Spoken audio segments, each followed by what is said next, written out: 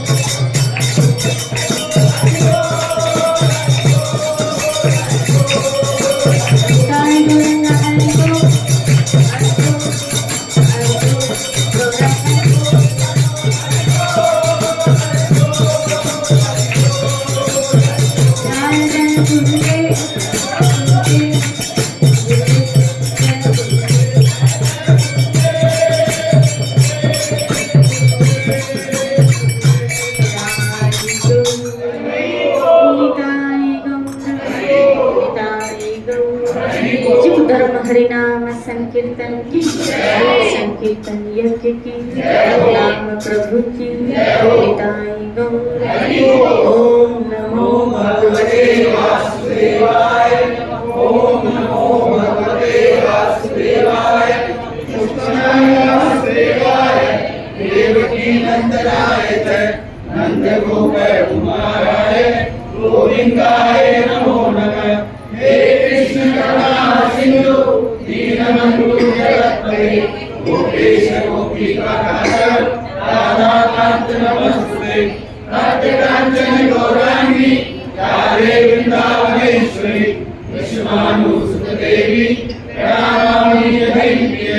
श्री कृष्ण चैतन्य प्रभु नित्यानंद श्री अद्वैत गदाधर श्रीवासादि गौर भक्तवृंद। हरे कृष्णा कृष्णा कृष्णा हरे हरे हरे राम राम राम हरे हरे। नमो विष्णुपदाय कृष्णपृष्ठाय भूतले श्रीमते मधुसूदनाय वासुदेवाय नमः। नमस्ते मधुसूदनाय भक्ति पादप्रिय अति दुर्लभ कृष्ण भक्ति में अति सरल भाव। हरे कृष्णा कृष्ण कृष्ण हरे हरे हरे राम राम राम। आज की एकादशी का नाम निर्जला एकादशी। सबको याद है। और उम्मीद करती हूँ जहाँ तक बन पड़े युद्ध करोगे, संघर्ष करोगे, जहाँ तक रख सको अपने मन से हम युद्ध करें, क्योंकि सारी आध्यात्मिक जीवन की लड़ाई वास्तव में अपने मन के साथ है, अपने मन के साथ। आज का दिन भूख और प्यास पे विजय, कि हम कितना मन के ऊपर थोड़ा शासन कर पाएंगे।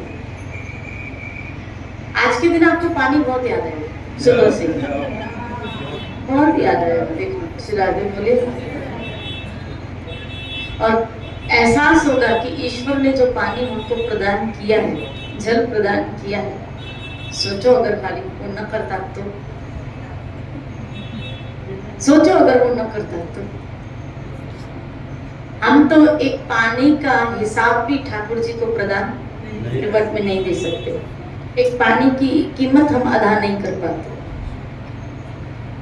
हालांकि गीता में कृष्ण ने 9वें अध्याय में एक जगह कहा, पत्रम पुष्पम फलम तोयम भक्त्या मां पृच्छति। पत्रम पुष्पम फलम तोयम, एक तुलसी का पत्ता, फल, फूल या थोड़ा सा जल, जल जल देने वाला थोड़ा जल मंगरा। पूरी पृथ्वी को जल देने वाला क्या मांग रहा? प्यार से वो जल दोगे तो मैं स्वीकार करूंगा। श्री राधे बोले।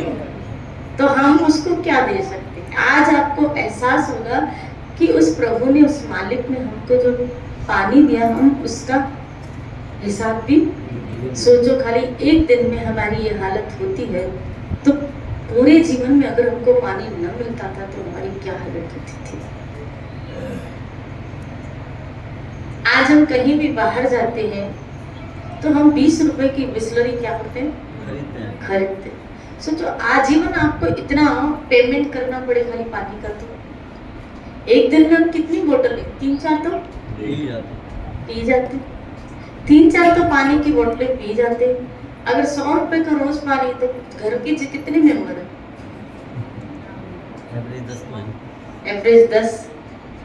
एवरेज 10 मेंबर, 100 रुपए का रोज पानी, 1000 रुपए रोज के, मैंने के 30,000। श्री राधे बोले खाली पानी पानी का हिसाब, मैंने के 30,000 हो गए। और भगवान ने आपको फ्री में दे दिया। चलो 30,000 हम भगवान की सेवा करते हैं। श्री राधे बोले जिस मालिक ने हमको पानी खाली फ्री अलॉट किया, क्योंकि उसकी तरफ से तो आप देखो, जो ऊपर से नभ से पानी बरस रहा है, जल बरस रहा है, समुद्र, सूर्य किसने बनाया? ठाकुर ने। समुद्र किसने बनाया? ठाकुर ने। सूर्य जो समुद्र से चौंक रहा है, बादल बन रहे हैं, ये प्रक्रिया भी कौन कर रहा है? ठाकुर कर। और जल बरसा रहा है आपके लिए, समुद्र से खारा और फिर बादलों के रूप में मीठा हमारे पीने के लिए, वो भी ठाकुर कर रहा है, वो भी प्रभु कर रहा है। ये तो सब फ्री ऑफ चार्ज, कोई मशीनरी नहीं लगी हुई है। प्रकृति में कोई मशीनरी फिट नहीं है, लेकिन उसके पश्चात भी ये सब प्रोसेस हो रहा है, चल रहा है। शिरावे बोले, और उसका कोई चार्जेस नहीं है, इसका कोई चार्जेस नहीं है, कोई चार्जेस नहीं है, फ्री ऑफ कॉस्ट।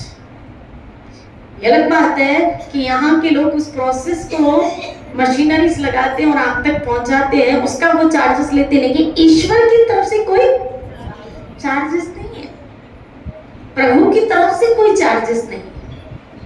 शिराधे तो खाली पानी पानी का हिसाब करें तो हम तो वो भी बिल पे ऐसे इस हिसाब से हमने अब तक कितना उसका पानी लिया है, और उसने कोई कॉस्ट नहीं लगा। श्री राधे बोले।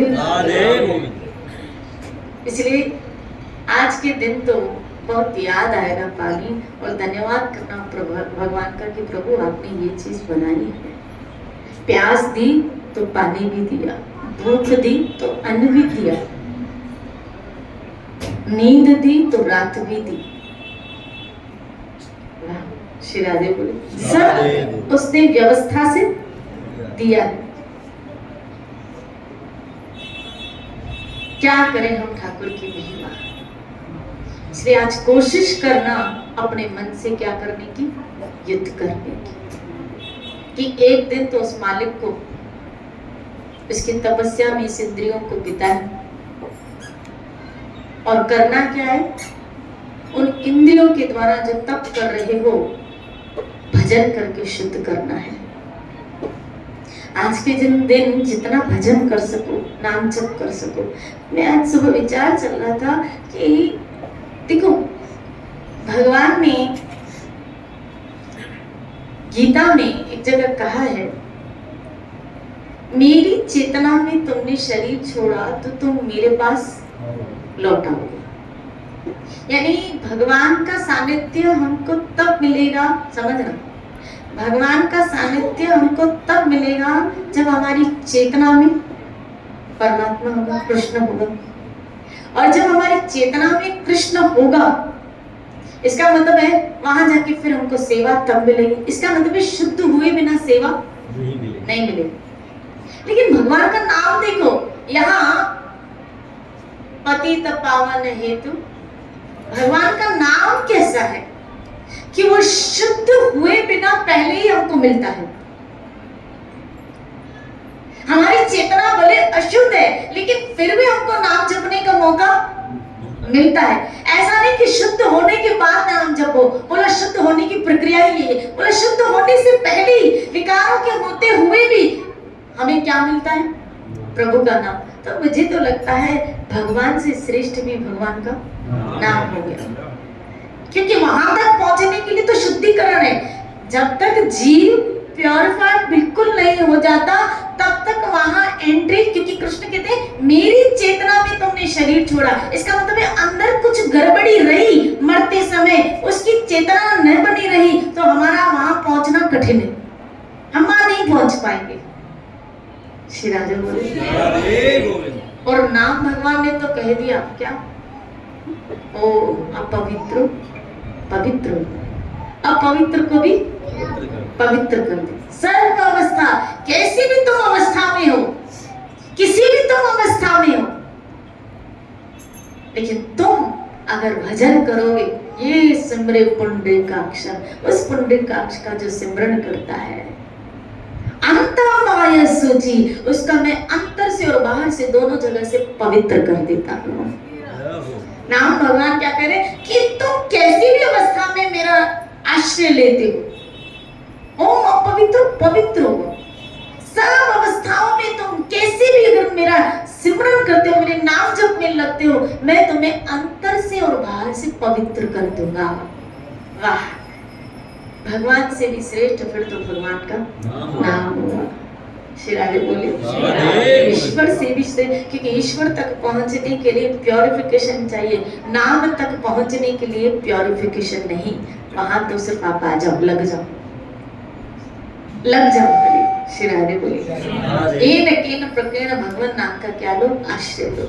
हरे कृष्णा कृष्ण कृष्ण हरे राम आज क्योंकि निर्जल एकादशी है, भजन और गीता पढ़ने की क्या करना, कोशिश करना। आज सायंकाल आश्रम में अखंड भगवत गीता का पाठ रखा गया। वैसे हम यहाँ भी रखते हैं, लेकिन अब शरीर की इतनी कैपेसिटी दिनों दिन क्या हो रही है, ना हो रही है। श्री राधे बोली। तो फिर हमने वहीं रखा, एक जगह ही रखा है। इसलिए जिन लोगों को भी टाइम अनुकूल, समय अनुकूल हो, सायंकाल 4 बजे से अखंड भगवत गीता का पाठ है, संध्या तक रहेगा। फिर संध्या आरती करके हम आपको कीर्तन करके सुबह 5:30 बजे आपको व्रत खोलना है।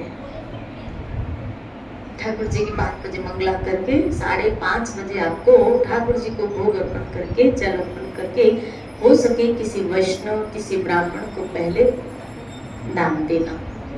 श्री राधे। किसी ब्राह्मण, किसी वैष्णव को पहले दान देना, फिर भगवान को भोग लगाना, क्योंकि ये प्रक्रिया है तपस्या की, उसकी पूर्णता की। फिर दक्षिणा देके जो आप खा रहे हैं, जो आपने बनाया है, वो भगवान को भोग लगाओ और वो वैष्णव उस ब्राह्मण को प्रदान करके फिर आप वो खाइएगा, ताकि आपका व्रत संपूर्णता से सफल हो जाए। श्री राधे बोलिए। क्योंकि एक वैष्णव को देना, इसका मतलब है भगवान के उधर में अपन अर्पण कर रहे हैं। आइए आज हम निर्जल एकादशी पढ़ रहे हैं। युधिष्ठिर ने भगवान कृष्ण से कहा, हे जनार्दन, ज्येष्ठ मास के शुक्ल पक्ष की एकादशी का नाम तथा महात्म्य मुझे बताने की कृपा करें। भगवान कृष्ण ने कहा, राजन, इसका वर्णन भगवान वेद व्यास जी करेंगे, क्योंकि वे संपूर्ण शास्त्रों के तथा वेदों के पारंगत विद्वान हैं। व्यास जी कहने लगे, दोनों पक्षों की एकादशी को भोजन न करें। वैसे तो हर एकादशी में आपको भोजन नहीं करना है। श्री राधे बोलिए। किसी भी एकादशी के दिन भोजन हमको अन्न सेवन नहीं करना है। कई लोग मुझसे एक प्रश्न पूछते हैं, अभी भी कई लोग एक प्रश्न पूछते हैं, तो क्या ना खाली चावल नहीं खाते हैं ना, अन्न में वो क्या कंक्लूजन में लेते हैं? चावल। पता नहीं किसने उन लोगों को बताया, वो हरी जाने मेरा, कि एकादशी के दिन बोला हम बाकी तो अन्न बना लेते, चपाती सब्जी, खाली चावल नहीं बनाते। तो क्या गंदम अन्न में नहीं आता क्या? बाजरा अन्न में नहीं आता? श्री राधे बोले। तो ये किसने आपको कहा है? कल भी मुझसे किसने आपको कहा है मुझे नहीं पता, और जिसने कहा है उसने कहाँ पढ़ा है भगवान जाने। क्योंकि आज तक इतने शास्त्र पढ़ने के बाद ही मुझे ये बात नहीं मिली कि खाली चावल नहीं खाना। श्री राधे बोले। इसीलिए जो लोग ये मानस पता नहीं कहाँ से सुना है, एकादशी अभी यहाँ भी आया, दोनों एकादशियों में भोजन नहीं करना। श्री राधे बोले। अन्न नहीं आपको सेवन करना है, अन्न का सेवन नहीं करना है। यहाँ भोजन नहीं करना मतलब आज के दिन आपको सागार भी नहीं खाना। सागार तो छोड़ो, आज के दिन आपको पानी भी नहीं पीना है। श्री राधे बोले। लोग किसी से दिमाग चलते हैं। कल मुझे किसी ने फोन किया, बोला अच्छा तो ना पानी नहीं पीते आज की कल। मैंने कहा नहीं, तो बोला ग्लूकोज चढ़ा सकते बोला ग्लूकोज चढ़ा ले, कहीं से तो पानी नहीं तो फिर क्या हो जाएगी एनर्जी। बोला ग्लूकोज चढ़ा दे, 2 बोतल चला दे, फिर पानी की ऊपर से तो नहीं पड़े, मेरे यहाँ हाथ से तो जा सकता है। वाह श्री राधे। मैंने कहा वाह भगवान क्या दिमाग दिया है लोगों को।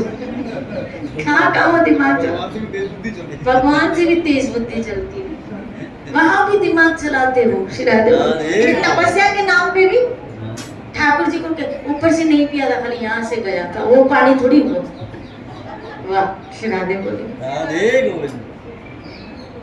व्यास जी कहने लगे, दोनों ही पक्षों की एकादशी को भोजन न करें, द्वादशी को ब्राह्मण या वैष्णव को भोजन देकर व्रत का पारण करें। देखो यहाँ भी आएगा। श्री राधे बोले।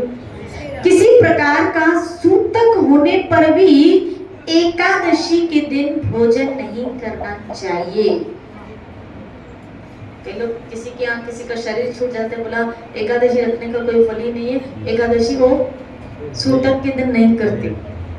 यहाँ बताया किसी भी प्रकार का सूतक मतलब आपके घर में किसी का शरीर परिवार में छूटा है और एकादशी आ रही है बीच में, तो आपको एकादशी छोड़नी नहीं है, आपको करनी है।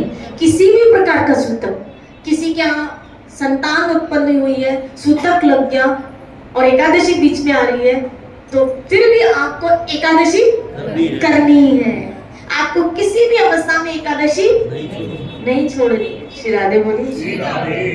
ये सुनकर भीमसेन बोले, मेरे सब भाई और द्रौपदी तो भोजन नहीं करते, लेकिन मुझे भोजन न करने को आप कह रहे हैं।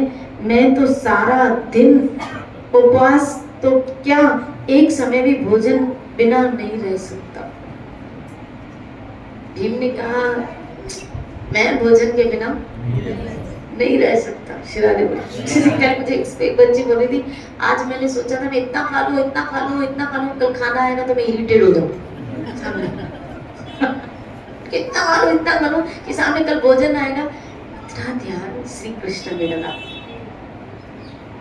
मैं सच कह रही हूँ, सुखदेव गोस्वामी, आप ये सब उदाहरण है, ये सब एग्जाम्पल है हमारे आगे, जो इंस्पिरेशन दे रहे हैं कि वास्तव में हमारी बुद्धि ईश्वर की तरफ पूरी तरह से तन्मय नहीं है। आज के दिन अगर आपकी बुद्धि, क्योंकि हमारी बुद्धि लौकिकता में तन्मय है ना, जल्दी उसका इम्पैक्ट हो जाता है, बात का, विषय का इम्पैक्ट हो जाता है।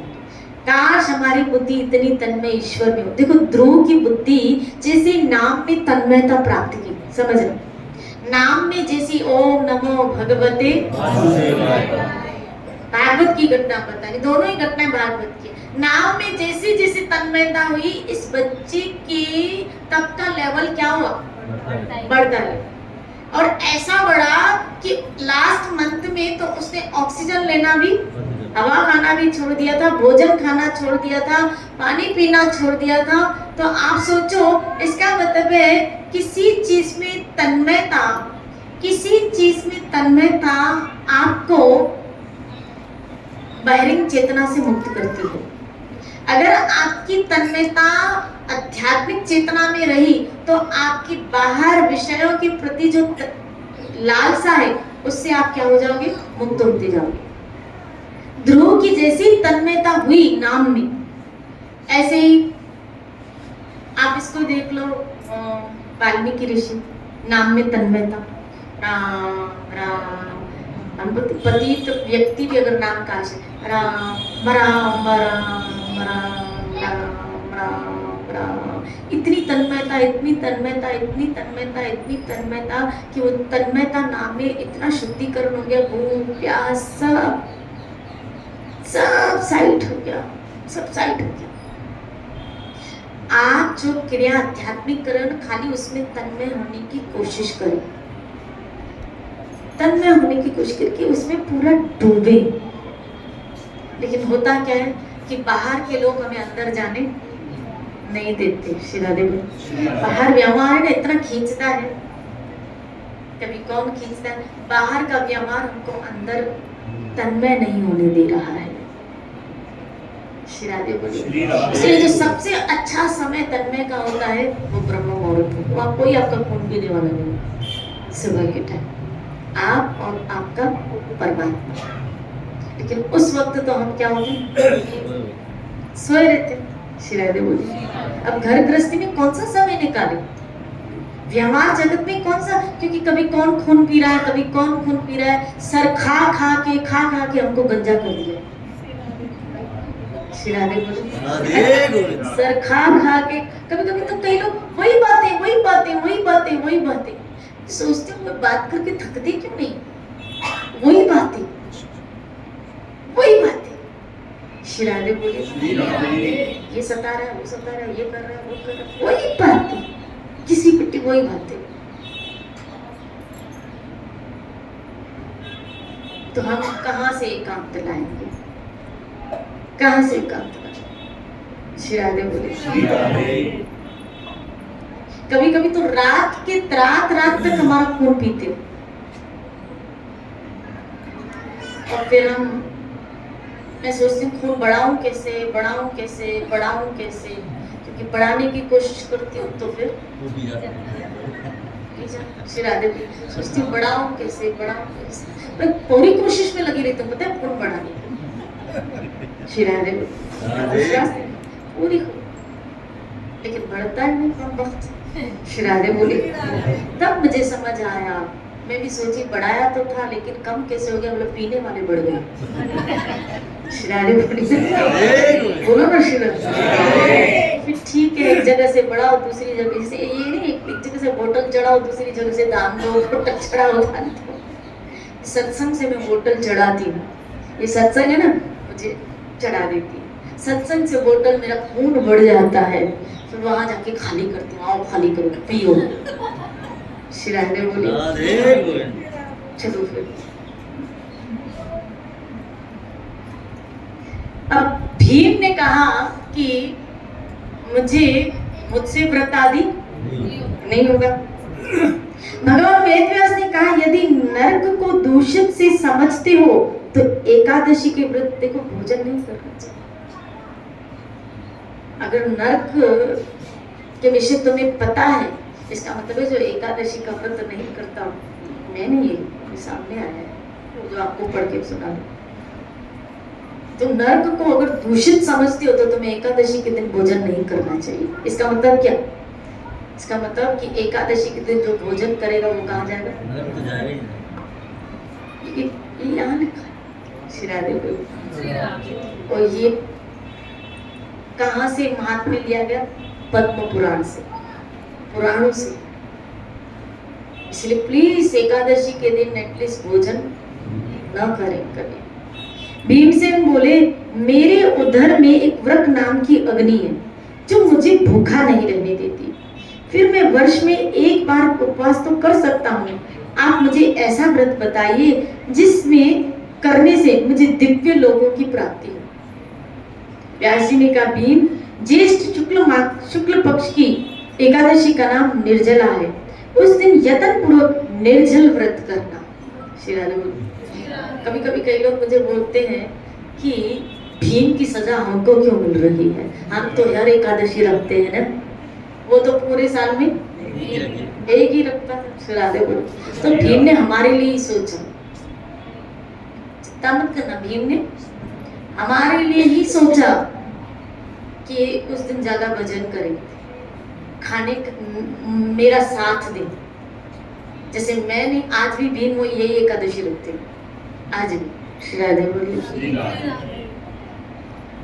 उस दिन यत्न पूर्वक निर्जल व्रत करें, कुल्ला और आचमनी को छोड़कर, क्योंकि जब हम भगवान की सेवा पूजा करते हैं तो उसमें हमको आचमनी करनी पड़ती। आज के दिन पुजारी लय में होता है जो पूजा करता है। शिरादे बोलिए। कुल्ला और आचमनी को छोड़कर आपको जल का सेवन नहीं करना है।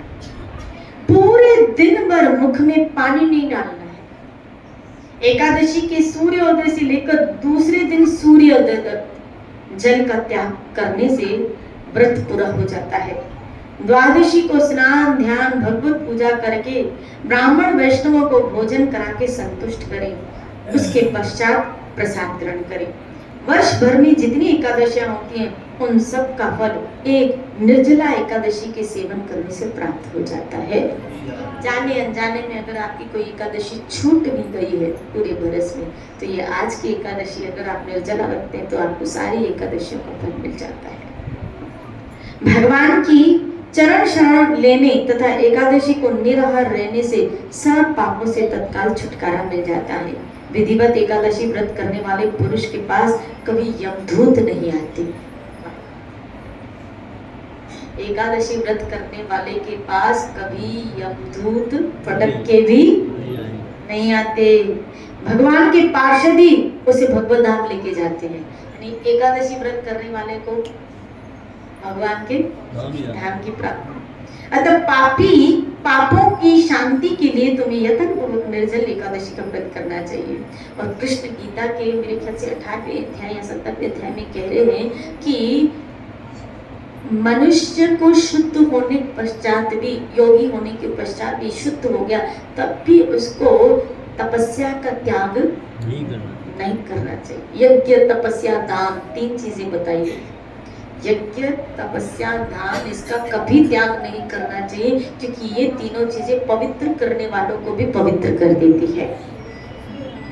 जीवन की किसी भी परिस्थिति में आ जाओ, आपको ये तीनों चीजें, भले आप आध्यात्मिक जीवन में, आप देखो हम रामायण आदि ग्रंथों में ऐसे पढ़ते हैं कि बड़े बड़े ऋषि मुनि इतनी शुद्ध अवस्था प्राप्त करने के पश्चात भी यज्ञ करते थे। उस वक्त भगवत प्रसन्नता हेतु। इसी तरह हमें भी एकादशी करते करते करते जब पापों से ये मुक्त मिल जाता है तब जीव एकादशी भगवान की प्रसन्नता हेतु करता है, ठाकुर जी की प्रसन्नता हेतु करता है। श्री राधे बोलो। इस एकादशी के व्रत करने से मेरु के समान पातक पाप भी भस्म हो जाते हैं। मेरु जितने पाप, यानी मेरु पहाड़ समझते हो कितना? नियम पूर्वक निर्जल व्रत करने वाले को एक एक पहर में, यानी अगर आपका एक पहर भी निर्जल गया शिरादे बोलो, और अगर पूरा गया तो, इसलिए जब कितने पहर होते, पैर 3-3 घंटे का है शिरारे। इस हिसाब से अभी 2 पैर तो लगभग आपके निकल गए, शिरारे बोले लगभग निकल गए। और शाम को गीता में आओगे 2 पैर ऐसे ही निकल जाएंगे, 4 पैर तो हमारे ऐसे ही निकल, बाकी रहे 4 पैर। शिरारे बोले बाकी रहे 4 पैर। 4 पैर भगवान आपको क्या दे, शक्ति दे। तो यहाँ बताया एक एक पहर में जो निर्जल एकादशी रखता है, एक एक पहर में कोटि स्वर्ण मुद्रा दान करने का फल उसको मिल जाता है। कोटि कोटि स्वर्ण मुद्रा दान करने का फल आपको मिल जाता है एक एक पहर में जो निर्जला करता है। वाह शिरारे बोले, यानी आप 2 पैर अगर निकालिए तो कितनी कोटि स्वर्ण मुद्रा दान करने का आपको फल। आप देखो ये आध्यात्मिक क्रियाएं कार्य आपको कितना इंस्टेंट जल्दी आपको पुण्य प्रदान करती है। उस दिन का किया हुआ स्नान, दान, जप, कीर्तन निर्जल के दिन, यानी क्या क्या आपने आज जो ब्रह्म मुहूर्त में स्नान किया, दान, जप, कीर्तन आदि अक्षय हो जाता है। आज के दिन कुछ न कुछ हम दान करें, जरूर जप करें, कीर्तन में भाग लें और हो सके तो घर में जाके गीता का पाठ करें। एकादशी के दिन अन्न का भोजन करने वाला पाप का भोजन खाता है। इस लोक में चंडाल के समान और मरने पर उस व्यक्ति की बड़ी दुर्गति होती है। एकादशी के दिन अन्न का भोजन करने वाला, यहाँ बताया उसको चंडाल की योनि मिलती है और दूसरा उसकी बहुत बड़ी दुर्गति होती है। शिरादे बोले अभी भी किसी ने अगर नहीं रखी है तो संकल्प करो अभी से रख लो। शिरादे बोले ज्येष्ठ शुक्ल पक्ष में एकादशी का उपवास करके मनुष्य महापापों से मुक्त होकर परम पद को प्राप्त करता है। उस दिन किया हुआ दान, भजन, कीर्तन सब शुभ कर्म अक्षय हो जाते हैं। जो निर्जल व्रत रख के रात्रि में जागरण करते हैं उनकी बीती हुई 100 तथा आने वाली 100 पीढ़ियां भगवत धाम चली जाती है। आज के दिन अगर आप निर्जल एकादशी रखते हो आप 100 पीढ़ियां समझते हो। भगवान ने तो क्या कहे थे, जो भक्ति करता है, शुद्ध भक्ति करता है वो 21 पीढ़ी। यहाँ आज अजीब बात आई है कि खाली निर्जल एकादशी जो रखता है और उस दिन वो दान, तपस्या, कीर्तन, जागरण ये सब करता है। ये पूरी विधि है, विधि पूर्वक।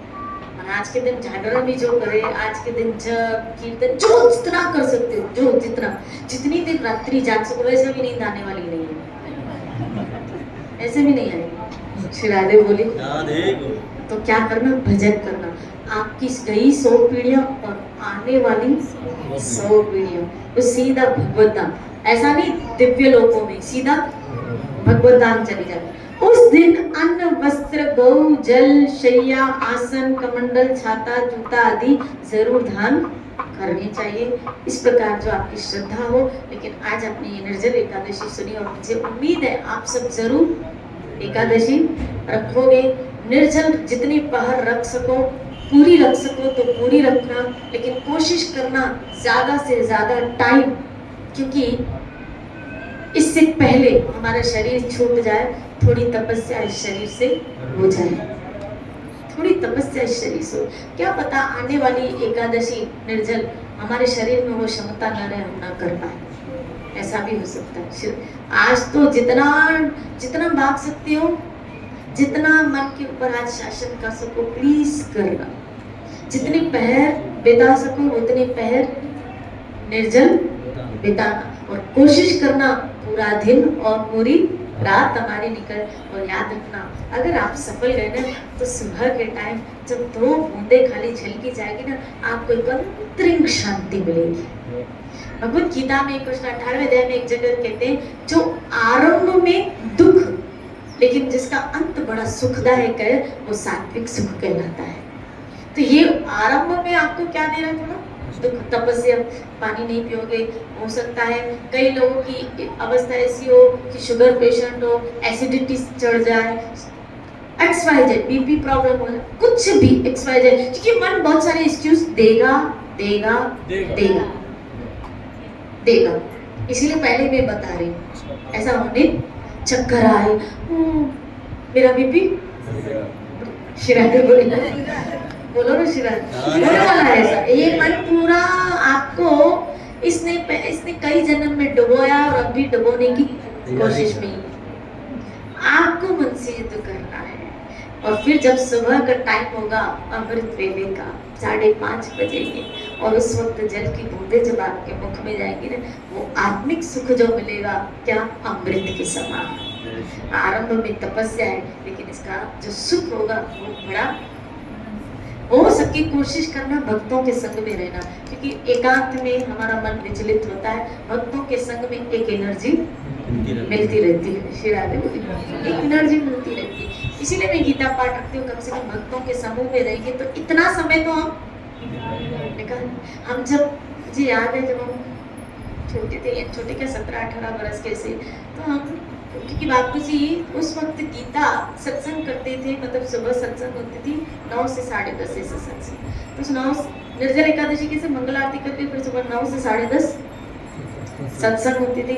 फिर बापू जी 11:30-12 से गीता स्टार्ट करते थे, 11:30-12 से गीता स्टार्ट करते थे और शाम को लगभग 6 बजे तक गीता चलाते थे आराम से, क्योंकि तुम लोग इसी में लगे रहो। 6-6:30 तक क्या होती थी, गीता होती थी। उसके बाद फिर 7:30 सत्संग करते थे और 7:30 सत्संग करके मतलब 9 बजे तक हमको पता ही नहीं चलता था कि हमने एकादशी रखी 9 बजे तक। और फिर रात्रि के सब भक्त समूह मिलके हम कीर्तन करते थे, पूरा रात्रि में कीर्तन होता था। तो सुबह हो जाती थी, यानी क्योंकि वैसे भी नींद तो आती नहीं। फिर 4-5 बजे तक, 4 बजे तक ऐसे कीर्तन करते, 4 बजे हल्का जैसे कमर लेते थे, 5 बजे तो मंगल आरती होती थी। तो इसी तरह क्योंकि भक्तों के समूह में रहते हैं ना, तो एकादशी निकल जाती है, हमको पता भी नहीं चलता। ऐसे अभी देखो 10:30-11 बज गए, घर पहुंचते पहुंचते आपको 11 बज जाएंगे, तो 11 तो हमारे बज गए। शरारत बोली अब पूरा दिन निकालना है, तो इसलिए शाम को 3:30-4 बजे क्या 3:30 आश्रम में आ जाओ, 4 बजे से गीता 9 बजे तक हम बिजी शिरारे बोली गीता सुनेंगे, उसी में तन्मयता, उसी में लगे रहेंगे। फिर रात्रि को थोड़ी देर क्या करेंगे, कीर्तन करेंगे, ऐसे 12 तो बज जाएंगे। फिर थोड़ी देर एसी में सो जाना 4:30 शिरारे बोली, क्योंकि एसी में आपको कूलर में जब वो पानी की छींटे लगे तो कहीं से तो पानी आ रहा है, कहीं से तो पानी आ रहा है। शिरारे बोली इस दिन ना लोग ज्यादा स्नाते हैं, बोला कहीं से तो पानी आए। शिरारे बोली इसीलिए खूब भजन करो, तपस्या करना। आज के दिन प्लीज प्लीज कोशिश करना क्या, भजन करो, निर्जल रखने, खूब भजन करो, गीता का पाठ करो। हरे कृष्णा कृष्ण कृष्ण हरे राम